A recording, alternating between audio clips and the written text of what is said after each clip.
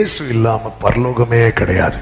நீங்க எவ்வளவு நல்லவங்களா இருக்கலாம், ஒரு எறும்புக்கு கூட துரோகம் நினைக்காதவங்களா இருக்கலாம், ஒரு கொசுவை கூட கொஞ்ச நேரம் கொஞ்சம் கூட ரத்தம் எடுத்துட்டு போன்னு சொல்றவங்களா கூட இருக்கலாம், நீங்க யாரா வேணாலும் இருக்கலாம். ஆனால் இயேசு இல்லாம பரலோகம் இல்லை. நாம நினைக்கிறதுக்கு அப்பாற்பட்ட பரிசுத்த ஸ்தலம் தான் பரலோகம். எனவேதான் நாம் நினைக்கிறதற்கு அப்பாற்பட்ட பரிசுத்தத்தில் மகத்துவம் உள்ளவர் தான் நாம் ஆராதிக்கிற தேவன். எனவேதான் சேராபீன்கள் அவங்களால பார்க்க முடியல. சேரக்கூடாத ஒளிதனில் வாசம் செய்யும் எங்கள் சேனைகளின் கர்த்தரே, சேராபீன்கள் போற்றி புகழ்ந்திடும் எங்கள் சேனைகளின் கர்த்தரே, சேனைகளின் கர்த்தரே. கைகளை உயர்த்தி பாடுவோம்.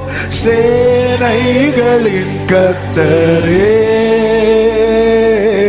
சேனைகளின் கர்த்தரே, சேனைகளின் கர்த்தரே, நீர் பரிசுத்தர். கொஞ்சம் யோசித்து பாருங்க, நம்ம அங்க போய் நிக்க போறோம்.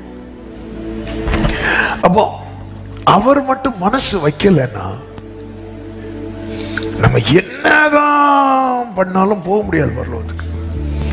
I am the way, அவ்வளவுதான். நானே வழி, என்ன அல்லாமல் ஒருவனும்,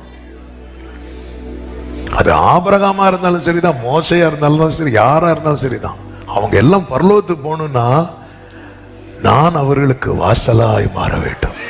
எனவேதான் நீங்க எபிரேயர் 11 படிக்கும் போது இவங்க எல்லாருமே யாரை பார்க்க விரும்பினாங்க அப்படின்னா இயேசுவை. அதனாலதான் விசுவாசத்தினாலே விசுவாசத்தினாலே விசுவாசத்தினாலே. எனவேதான் ஒரு தேவ பிள்ளை எதுல கவனமா இருக்கணும் அப்படின்னா, அதனுடைய 23 இப்ப நம்ம போன வாரம் கேட்டோம், மாம்சத்தால் கரைப்பட்டிருக்கிற வஸ்திரத்தை என்ன செய்யணுமா?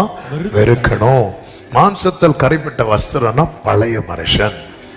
நம்முடைய வாழ்க்கையில கிறிஸ்துவுக்கு முன் கிறிஸ்துவுக்கு பின் என்று ஏதாவது மாற்றம் இருக்கிறதா? என்ன சொல்லுவோம், நேத்து கருப்பு சட்டை போட்டேன், இன்னைக்கு வெள்ளை சட்டை போட்டேன், இதை தாண்டி ஏதாவது மாற்றம் இருக்கிறதா? என்னால கிறிஸ்துவுக்கு முன் யாரையுமே மன்னிக்க முடியாம இருந்துச்சு, இப்போ என்னால என்ன பண்ண முடியுது?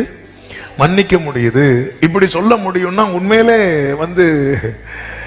நம்ம அழைப்பை கனப்படுத்துகிறோம்.